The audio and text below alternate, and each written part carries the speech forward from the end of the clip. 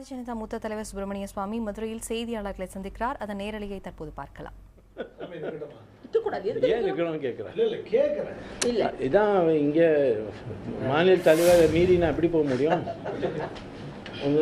உனக்கு உன்னோட அபிப்பிராயம் இருக்கா? நீ சீரியஸா கேட்குற. முதல்ல எலெக்ஷன் டிக்ளேர் ஆகட்டும், அதுக்கப்புறம் எல்லா கட்சியும் சேர்ந்து அண்ணா திராவிட முன்னேற்றத்தை தவிர கேட்டால் அப்போ கேளுங்க. நான் சொல்லியே இதுதான், அதுக்காக தான் நான் தமிழ்நாட்டோட ப்ரெஸ் கான்ஃபரன்ஸ் பண்ணுறதுக்கு கொஞ்சம் பயப்படுறேன்.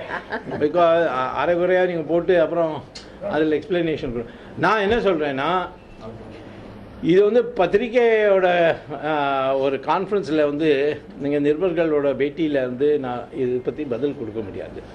ஏன் தெரியுமா? இதை ஜெயலலிதா எதிர்த்து யாராவது வேட்பாளர் நிற்கணும்னா அது யுனைடெட் வேட்பாளராக இருக்கணும்.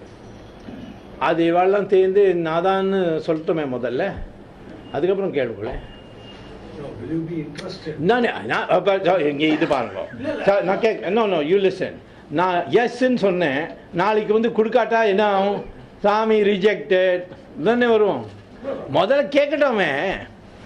நாளைக்கு ஏப்ரல் ஹேமா மாலினியோட கல்யாணம் பண்ணுறதுக்கு தயாரான்னு நான் ஆமான்னு சொல்லிட்டு அப்புறம் அவ மாட்டேன்னு சொன்னா நீங்க கேக்குற கேள்விக்கு ஒரு பேசிஸ் இருக்கணும் இல்லையா? பேசிஸே இல்லையே.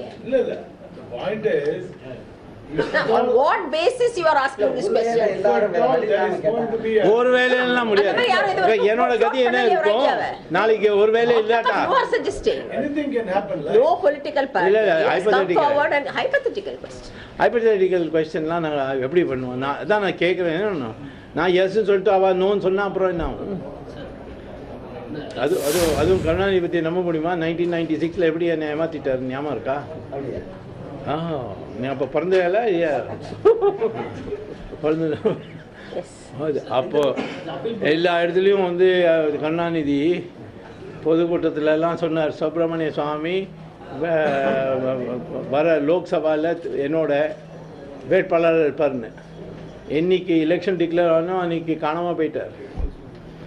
அப்புறம் மூப்பநாட்டு சொன்னார், இந்த பாப்பானுக்கு இத்தனை கொடுத்தேன்னா அவன் முழுக்க ஸ்டேட்டே எடுத்துட்டுருவான்னு.